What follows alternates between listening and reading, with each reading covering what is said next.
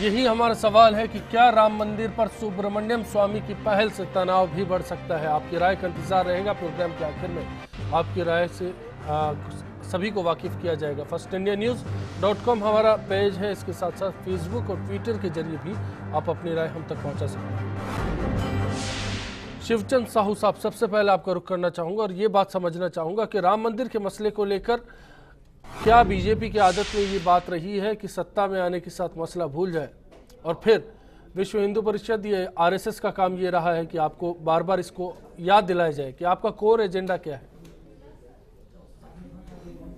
देखिए, राम मंदिर का जो मुद्दा है वो भारतीय जनमानस की भावनाओं से जुड़ा हुआ है और उस भावना में जैसा लोगों की अभिव्यक्ति रहती है और आस्था रहती है उसके मुताबिक बीजेपी सर्व समाज को साथ में लेके सर्वमान्य भावनाओं को लेकर के राम मंदिर बनाने में हमेशा ही सहमत रही है और प्रयास भी किया है।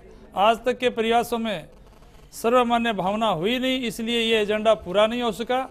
लेकिन इस सारी कहानी से जो आरएसएस और दूसरे संगठनों का जो मुद्दा रहता है उस मुद्दे को बीजेपी से जोड़ के नहीं देखा जा सकता। उन लोगों का अपना एजेंडा है और अपना कार्यक्रम है। चलिए, मैं अमित शाह की बात करता हूं। वो कहते हैं 370 सीटें आए तो हमें किसी की जरूरत नहीं, हम खुद के आधार पर राम मंदिर बना देंगे। और सुब्रमण्यम स्वामी बीजेपी से जुड़े हुए हैं, उनकी ताजा मुहिम, दोनों बातों को लेकर आप क्या कहना चाहेंगे?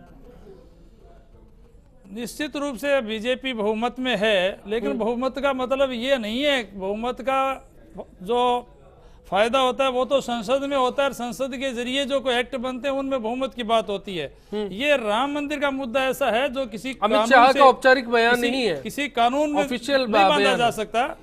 अमित शाह जी ने कहा है, वो लोगों की भावनाओं के मुताबिक कहा है, लेकिन अमित शाह की कहने का मतलब ये नहीं है कि वो अध्यक्ष जी ऐसा चाहते हो कि संसद कोई कानून बनाए, बना करके किसी लोगों पर थोप दे। जब तक मामला सुप्रीम कोर्ट में है और जनता की आम सहमति उस मामले में नहीं आती है, तब तक कानून के जरिए से जो है राम मंदिर की बात जो है स्थापित नहीं की जा सकती। सुब्रमण्यम स्वामी के इस मत से कितना सहमत है बीजेपी की? सुप्रीम कोर्ट से ये कहा जाए कि जल्द इस पर फैसला दिया जाए और पीएम इस बात में दखल दे। सुब्रमण्यम स्वामी जी ने जो कहा है उस मुद्दे में न्यायपालिका में पीएम दखल करे, ये तो कहीं भी जो है ना तो प्रधानमंत्री जी की मंशा है ना बीजेपी की एजेंडा है। न्यायपालिका एक स्वतंत्र बॉडी है और एक संविधान का एक ऐसा स्वतंत्र स्तंभ है जिसमें कार्यपालिका या प्रधानमंत्री किसी भी मुद्दे पर जो है ऐसा सुझाव भी नहीं दे सकते कि इसको जल्दी सुनो या लेट सुनो। ये सुप्रीम कोर्ट को अपने तरीके से तय करना है। सुब्रमण्यम स्वामी जी का एक सुझाव कहा जा सकता है जिसको उन्होंने प्रधानमंत्री जी को दिया है, लेकिन इसके मायने ये नहीं है कि प्रधानमंत्री जी न्यायपालिका में कहीं दखल करें। गुमान सिंह जी, आपसे जानना चाहूंगा, क्या बीजेपी मुद्दों को भूल जाती है और बार बार आपका काम यही रह जाता है कि आप याद दिलाएं, क्योंकि कोर एजेंडे की बात की जाती है और ताजा मसले में सुब्रमण्यम स्वामी के पीछे क्या विश्व हिंदू परिषद खड़ी है? देखो अश्विनी जी, आपने बहुत बढ़िया ये मुद्दा उठाया है और जैसा कि आपने इसमें कहा है कि भाई फिर से तो हम तब बोल सकते हैं कि जैसे हमारा जो मांग थी, जो मुद्दा था, उस पर कोई कार्रवाई हुई हो और हम दोबारा से उस मुद्दे को उठाएं। हमारा तो वही मुद्दा था और 60 साल एक ऐतिहासिक टाइम इसमें, यानी कि सुनवाई करते सब चीज हो गई, हमारे पक्ष में सब कुछ आ गया। अब आप मुझे बताइए कि आज भी कोर्ट का फैसले का इंतजार है। इन नेताओं के बयानों से इतनी निराशा होती है कि जैसे कोई राम मंदिर की किसी की चिंता नहीं है, किसी को, सबको अपने पद की चिंता है, सब अपने आकाओं को खुश करने की चिंता है। आज राम मंदिर का मुद्दा हमको विश्व हिंदू परिषद को इस टाइम पे आज हमको ज्यादा बोलने की जरूरत नहीं पड़नी चाहिए थी। स्वतः ही वो काम होना चाहिए था जिसको कहकर, जिसके बिहाफ पे ये सत्ता में आए हैं। लेकिन आज ये दोबारा अगर हमको इसके लिए चिल्लाना पड़ रहा है, इसके लिए हमको जोर लगाना पड़ रहा है, तो ये बड़ी दुर्भाग्यपूर्ण स्थिति है। सुब्रमण्यम स्वामी के कदम से आप क्या कहना चाहेंगे? बिल्कुल उस पर आपका क्या मत है? बिल्कुल हम उनके बात से सहमत है। वो सही मुद्दे को उठा रहे हैं और सुब्रमण्यम स्वामी सही बात को कहने के लिए जाने भी जाते हैं पार्टी। आरसी चौधरी साहब, कांग्रेस का इस बार कुछ रुख खुलकर सामने नहीं आया। कांग्रेस इंतजार कर रही है, कांग्रेस देख रही है कि प्रतिक्रिया क्या होती है, या फिर यूपी चुनाव का कहीं दिल में भय है? कांग्रेस पार्टी का अपना शुरू से ही नजरिया रहा है। कांग्रेस पार्टी एक गणतंत्र देश की कॉन्स्टिट्यूशन में, उसकी न्यायपालिका में विश्वास करती है। जब मुद्दा ही न्यायालय के अंदर विचाराधीन है तो इस पर इतनी जल्दीबाजी करके क्या कहना चाहते हैं? कांग्रेस तो ये चाहती है कि जो भाजपा जिस मुद्दों से चुनाव जीता, जिस युवाओं को गुमराह किया, 15 लाख रुपए हम आपके अकाउंट में देंगे, रोजगार देंगे, मेट्रो ट्रेन देंगे, आपको ये मुद्दा भी था एजेंडे में। तो आज जो देश का जो नागरिक है उसे विकास चाहिए, उसे रोजगार चाहिए, उन मुद्दों पे बात करनी चाहिए। बीजेपी ये जो राम मंदिर का मुद्दा है, ये 1986 से लेकर 2016 तक आ गया। जब भी चुनाव आते हैं तब से ये पिटारे से इसको निकालने की कोशिश करती है।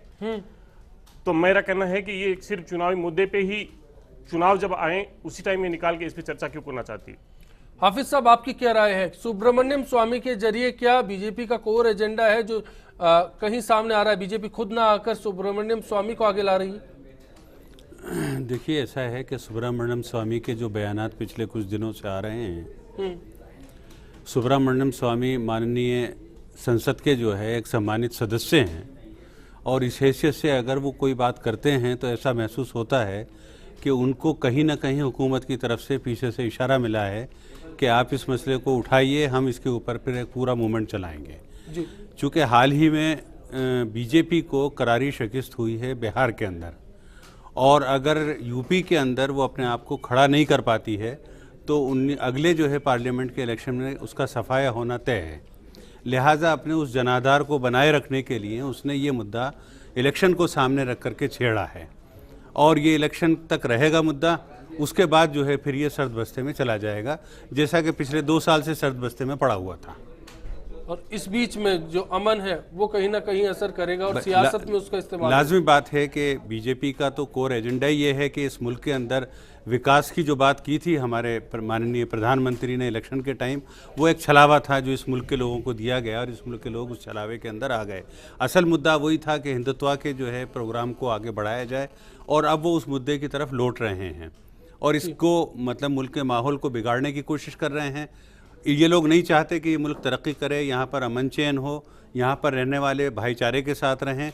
ये लोग तो चाहते हैं कि यहाँ पर जो है हालात बिगड़े रहें ताकि इनकी रोटी सिकती रहे। तो इसमें क्या गलत बात उठा दी साहब जी?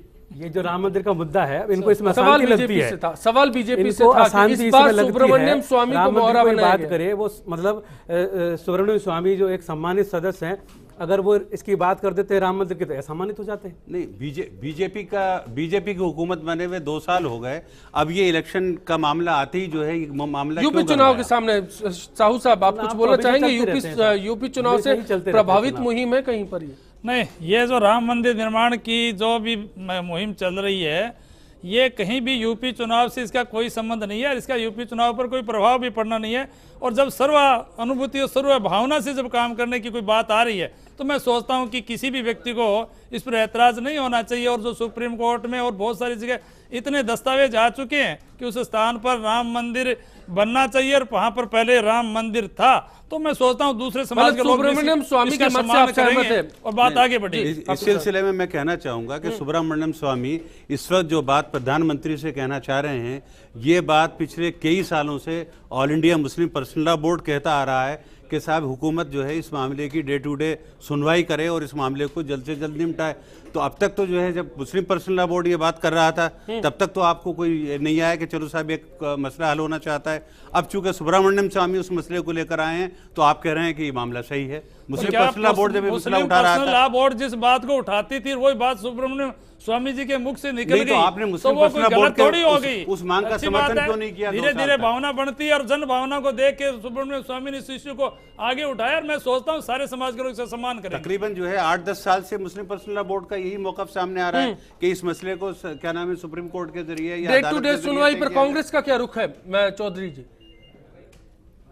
सुनवाई डे टू डे हो या उसके बाद में हो, उन्होंने ये डे टू डे सुनवाई के लिए उन्होंने लेटर लिखा मोदी जी को। इस पे मोदी जी को अपना बताना है कि डे टू डे सुनवाई के लिए वो क्या करेंगे। मोदी के रुख पर भी मैं बात करूंगा, नरेंद्र मोदी का रुख क्या रहेगा मैं उस पर बात करूंगा, लेकिन उससे पहले कांग्रेस क्या चाहती है? क्योंकि अभी जैसा कि हाफिज साहब ने भी कहा कि मुस्लिम पर्सनल लॉ बोर्ड चाहता था, लगातार इस मांग को रखा गया। वो दौर जिसमें बीजेपी अटल बिहारी वाजपेयी करीब 6 साल राज करके चले गए और उसके बीच में कांग्रेस भी कई मर्तबा आई, 10 साल लगातार मनमोहन सिंह जी रहे। तो दोनों पक्षों की बात जानना बेहद जरूरी है। कांग्रेस का मानना यह है कि मोदी जब सरकार में आए, देश के अंदर चुनाव हुए, तो जनता के बीच में उन्होंने विकास के अब वादे नरेंद्र मोदी की प्राथमिकता बात से क्यों करके करें? किए। आप बताइए ना, भाजपा वहां पे कांग्रेस गौण का थी, सोचना वहां चाहिए। चुनाव के टाइम पे भाजपा गौण थी। हाँ। उन्होंने गुजरात विकास मॉडल की बात की। देश के अंदर जो जहां जहां पे गए, उन्होंने गुजरात विकास मॉडल को हो रहा है ना पेश विकास किया। तो क्या भाई। कांग्रेस इस मत से सहमत है विकास कि तो डे हो टू रहा डे है। सुनवाई होनी चाहिए? हाँ सर, विकास हो रहा है, दाल महंगी हो रही है, कांग्रेस सब्जी ये महंगी हो चाहती रही है कि देश के नागरिकों की तो जो बढ़ रही पहली है लोगों की। प्राथमिकता है, उसकी देश की पहली प्राथमिकता उसका रोजगार है, उसका विकास है, उसका राम अमन राम चैन है। मंदिर पर इस बात पे नहीं करना है। चाहती कांग्रेस, राम मंदिर पर बात नहीं करना चाहती। कांग्रेस विकास पे बात करना चाहती यही है, तो उलझा कांग्रेस के पे बात करना सारा। चाहती है। ये मतलब आपने मेरे को बोला कि मैं अभी पतंग उड़ाऊंगा, मैंने कि नहीं, मैं नहीं उड़ाने दूंगा। आपने जबरदस्ती की, मैं उस चरखी का मंजा ऐसे उलझा गया और चला गया कि भाई उड़ा लो आप। अब आपसे 3 दिन तक वो मंजे की चरखी नहीं सुलझे, आप कैसे पतंग उड़ाओगे? मैंने मना भी नहीं किया और उसको ऐसे उलझा के चली गई है पिछले 60-65 साल में देश की हर चीज को। साइलेंट एम्पायर बनी हुई है कांग्रेस। चलिए मैं ब्रेक पर जा रहा हूं, ब्रेक है के बाद लौटूंगा और इस मसले को समझने की कोशिश करेंगे कि इन तमाम बातों के बीच में सुब्रमण्यम स्वामी को क्या मोहरा बनाया गया है। और दूसरी बड़ी बात, राम मंदिर का मसला बीजेपी के लिए अहम है, तो ऐसे दौर में इसका रास्ता क्या कानूनी पहल के रूप में निकाला जाना चाहिए और डे टू डे सुनवाई क्या इसका रास्ता हो सकती है? छोटा सा ब्रेक, लौट रहे तुरंत राम मंदिर पर बातचीत। राम मंदिर का मुद्दा बीजेपी पर बहुत पुराना मुद्दा है। जब भी गवर्नमेंट में बीजेपी आती है, राम मंदिर का जो मुद्दा है उनका प्रमुख रहता है। क्योंकि अब उत्तर प्रदेश में भाजपा गवर्नमेंट बनाने के जो सपने देख रही है, उसको लेकर ये फंडा नया राम मंदिर का उठाया। राम मंदिर का जो निर्णय है सुप्रीम कोर्ट का जल्दी आना चाहिए, जिससे देश को मालूम तो पड़े कि सही तस्वीर क्या है।